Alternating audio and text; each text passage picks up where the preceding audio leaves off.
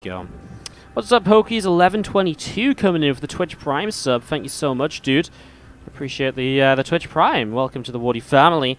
We're having quite a few subs today. Good to see, guys. Really starting to rebuild the sub count again, which is great to see. Thank you so much for the support.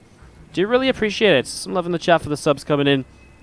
And for the few donations and bits that have been coming in as well. Thank you guys for topping us off throughout the day. Helping us out towards continuing to produce StarCraft 2 content on a nice regular basis for you all. Top right hand side of the map, our blue Protoss player is Goblin here on New Repugnancy. And to the bottom left, our red Zerg from XED Sports is Reynor. So, game number one of this one. New Repugnancy, let me just find this on the TL thread so I can talk a little bit about who it's by. Sangloon. Sangloon, I actually haven't heard that name before, I'm not going to lie. It is in the macro category, this map, so it's one of those maps you're probably expecting a longer game on, very easily taken bases, not a lot of openings for harassment and so on.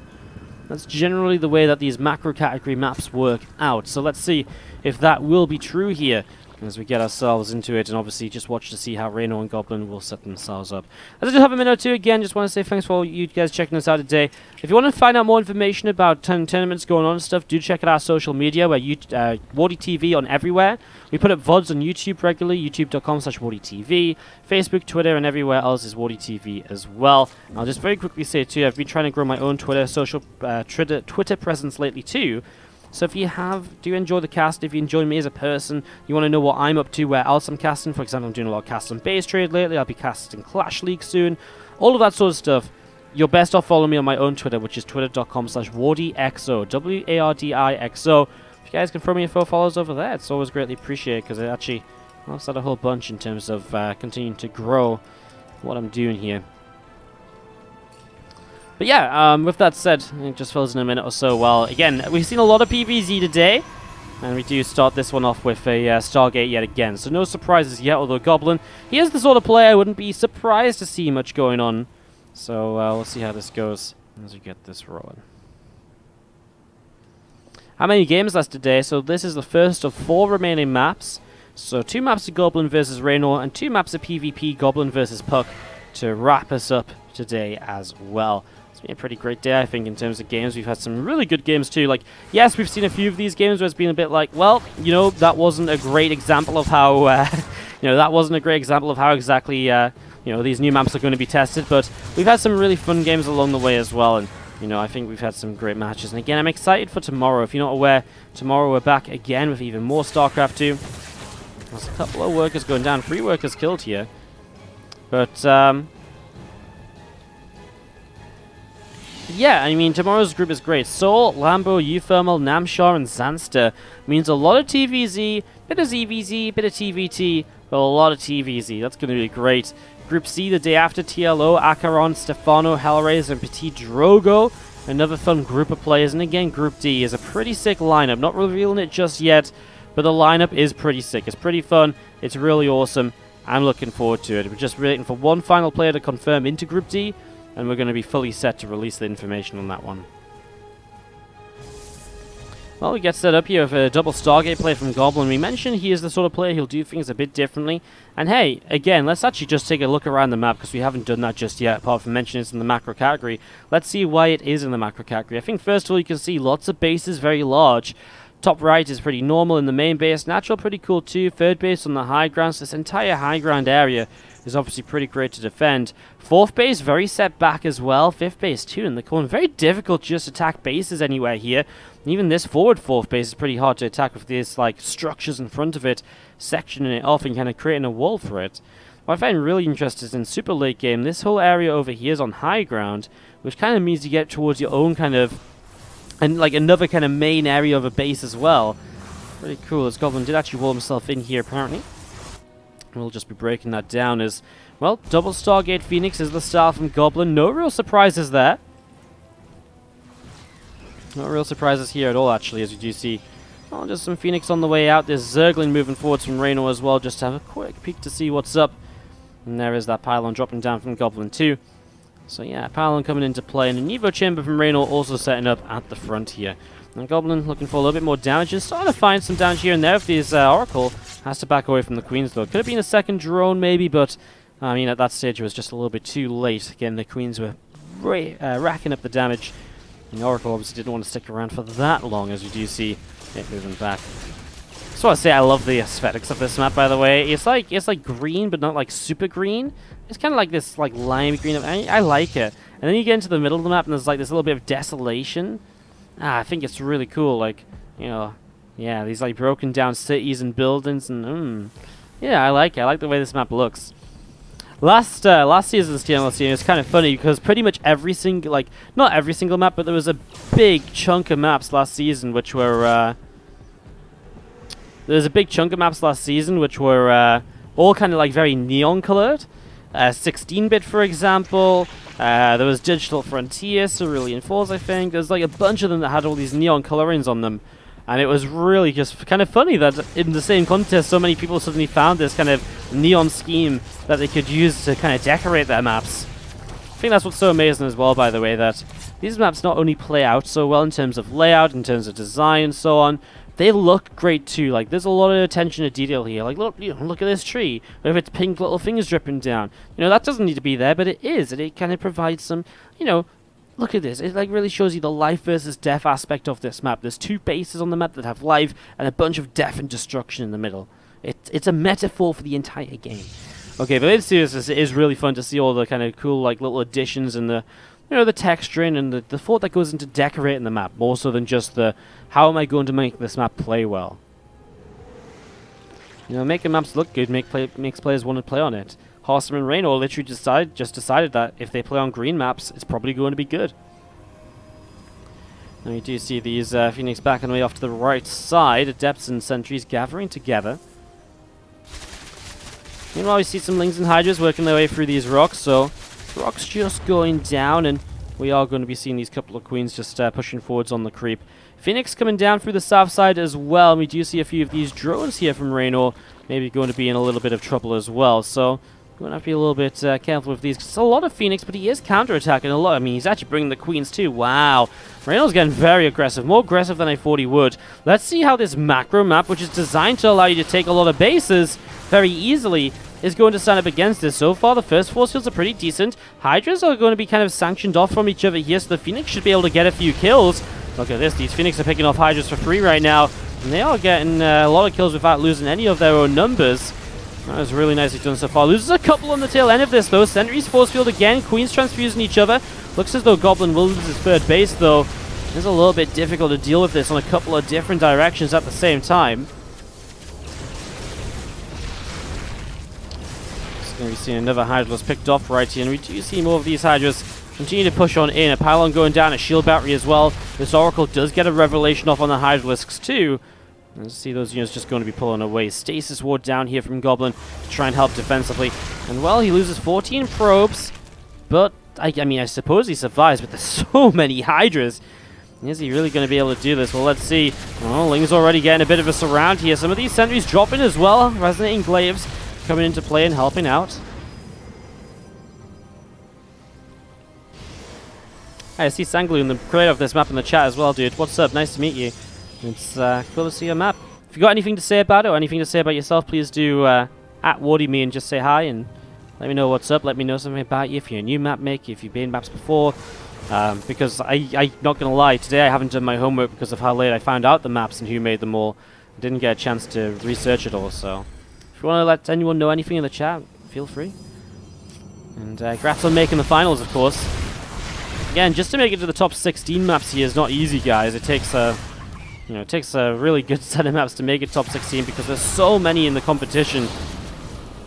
Yeah, there's some back and forth at the moment. Some Hydras and Lings being picked away at. More force fields, and wow, it's a bunch of Hydras getting picked off here. Man, you know, suddenly, I mean, Goblin's trading well to stay alive, but his issue is he's still only on 2 bases. Reynor is getting picked apart a little bit, despite having what looked like an extremely terrifying force here. It's pretty crazy.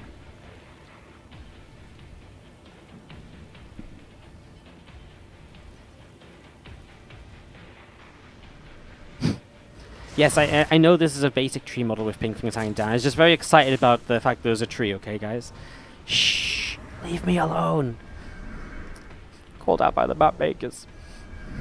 No, it's still cool though, right? Because I mean, I don't know. I just feel like there's a feeling to this map. I feel like there's a story to this map. You know, I feel like there's a story to a lot of the maps. It's fun. Anyways, big counterattack here from Goblin. In fairness, like, army supply is good. He's got +1. He's got Immortals and Adepts. And if these Adepts were actually in the front and fighting, I'd be kind of worried for Reynor. Right now, the Adepts aren't shading through. I feel like the Adepts should just shade, jump on top of these Hydras. There's so much opportunity for you here as we see these Hydras continuing to go down now. Phoenix getting a few lifts off as well. So a bunch of these Hydras being picked away at. Immortal to the right-hand side is going to be taking a little bit more damage too. These Phoenix will be able to clean up in the end. So Phoenix cleaning up, Immortals and Adepts still fighting here. Zerglin's coming for the wraparound. Ah, man. Losing the Warp Prism is huge, of course, because if there was another wave of Adepts on this, these Immortals would not be dying right now, I don't think. These Immortals would survive, and then it's a very different scenario. This is very close to kind of still just being a survival kind of position for Goblin, and maybe being able to push further, but unfortunately, in the end, it didn't quite work out.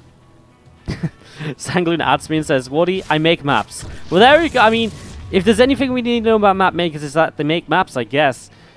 Plain, simple, to the point. I like it. Thing's going to come along here, and they're going to try and make their way through, perhaps, and maybe just run on in here, and I'm just going to keep on moving around. Looks like that Adept will get surrounded and taken down again, though, so Adept does fall.